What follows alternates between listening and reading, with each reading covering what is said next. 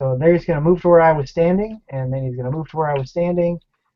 So, he's still following me, and the closer he gets, the more it seems like he wants to really just move quickly. But if I reload it, and then I move immediately, it's apparent that he doesn't do anything until he gets where I was the last time.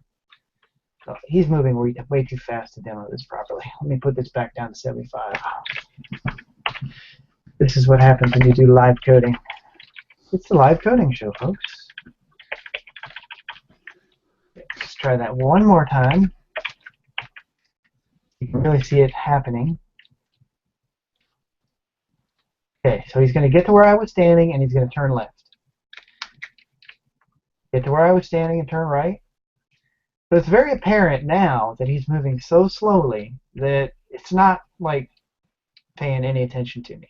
It's just wandering off, which might be good for a zombie, but we don't want that. We want our enemies to be a little more proactive. So how do we make a more proactive enemy? Well, we spend hours and hours and hours, or we can just spend a few minutes modifying the original code. So I created a new move to player function. I called it move to player 2. I used my imagination. And I go through the same steps. Is the game running? Is the enemy valid? Calculate the vector, get the angle, get the distance, and calculate the time it's going to take to move that far. And then here's the small difference. The small difference is I say, okay, is there more than 600 milliseconds left in the move? In other words, is the enemy kind of far away from the player still? Because at the speed they're moving, it's always going to be some amount of time. So when they're really close, it's going to be less, like 100 milliseconds. But if they're halfway across the screen, it's probably going to be 2 or 3 seconds. So 2 or 3 seconds is definitely more than 600 milliseconds. So assuming that the time is greater than 600 milliseconds, I just picked this number out of a bag. I kind of experimented a little bit. What I'll do is I will create a function. I will create a reference to this function here, move to player, and I'll store it in a variable called timer. This is another trick you can use. So I have a variable called timer on the enemy now, and it refers to the function that I'm actually executing. And then what you do is you say timer, perform with delay, wait 500 milliseconds, pass in the reference to the enemy, and what Corona says is, oh, you passed me a reference to an object. Does that object have a field named timer? It does. Okay, I'll execute the function that variable is pointing to. And for people, you can do a lot of cool things with this. As a side note, this is a great way to create a programmable state machine for people who want to take this out and do something cool. You can create a state machine where every state changes some timer function or some other function and reprograms where all this functionality is pointing over time. So anyways, back to the world of AI. So what we've done here is we've basically said, yeah, it's going to take a while to get there. So in half a second, do this again. Check again. Do I need to turn? Do I need to move someplace else? But meanwhile, it drops out of this piece of code.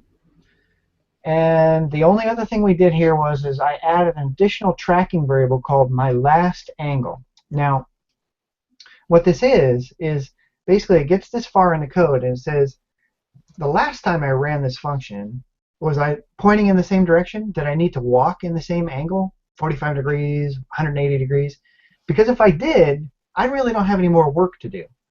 I'm already walking in the right direction I'm walking in the same direction I was last time. So I'll just keep walking. And so what it does is it aborts this function early. However, if your last angle is not the same as your current angle, then what we need to do is cancel the last move. So we use transition cancel, which cancels the last call to this line here. So on the first time through, this line does nothing. Then we do a transition. Then on the second time through, assuming our angle is now different, we will store that angle, cancel the last transition, which is this one here, and then we'll change our walking animation, and we'll do a new transition based on the time that we calculated and the direction we need to move in. Now, I want to show you what happens with and without this canceling line, and it may be subtle. But let's go ahead and use our new mover. So move to player 2, and then we call it here, and let's reload. Now our dude's walking at us, and as we change direction, he quickly faces in a new direction to come after us. So this is all nice looking, but let's go ahead and take that bit of code out that I was just showing you. So let's take this safety code out here. So now what's going to happen is, now this was something I discovered when I added this AI. What's going to happen is every 500 milliseconds, it's going to come back in and execute this function, and it's going to restart the walking animation. So what will happen is the walking animation will get these little weird skips in it. And it's real subtle. You're probably not going to see it. Let's try slowing him down a little bit. It might make. Oh, did I save? Maybe that's the problem. So are you saying that the skipping happens because without you moving the player? Yeah. So what happens is the animation takes, I think, 800 milliseconds to execute. It's got 8 frames in it. But this function gets called every 500 milliseconds, so it only plays frames 1, 2, 3, 4, 5, and then I reset it, and it goes back to 1, 2, 3, 4, 5, 1, 2, 3, 4, 5. So you get this little point where he doesn't finish putting his left leg out, or whichever is the end part of the animation. And I'm waving at the screen like you can see me, but which I do all the time for people watching the show. I wave at the screen like you can see me. But the point is this animation only gets partway through before this function over here executes again and resets it. So it's kind of it's more subtle. It really shows up if I make the player move slower. So let me make him move really slow.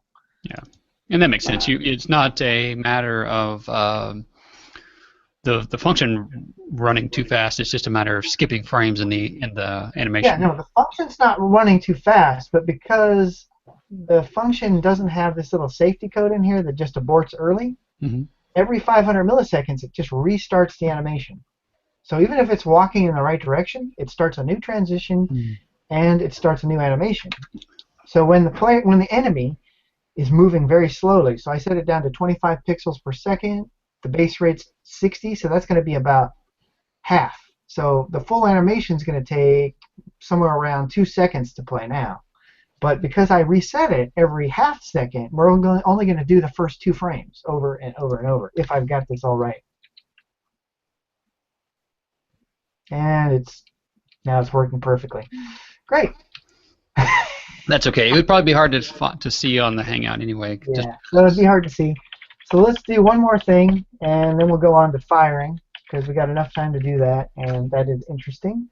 Let's go ahead and put, if you recall from last week, I put a variable in common called, let's put this back out here, called max enemies. So now we're going to use the smart enemies that realign themselves every 10 times a second. They check. I'm sorry, I had it, and every half second now they check to see if they're pointing in the right direction.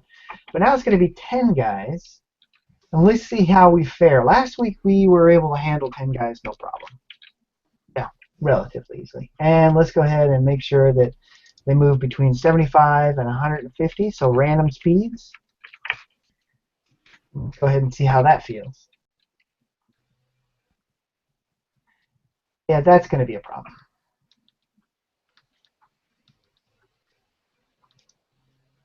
And so at this point, they're doing what? It's just a bunch of them all going into dynamics. Yeah, so this is 10 guys that are all doing their darndest to come after me. They're not waiting until they get to where I was at. Now yes, we're doing the group them up as a big group of enemies thing.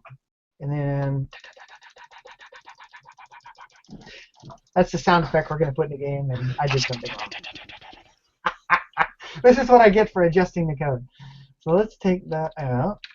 And let's pause the game, or kill it. And let's take a look at the firing code.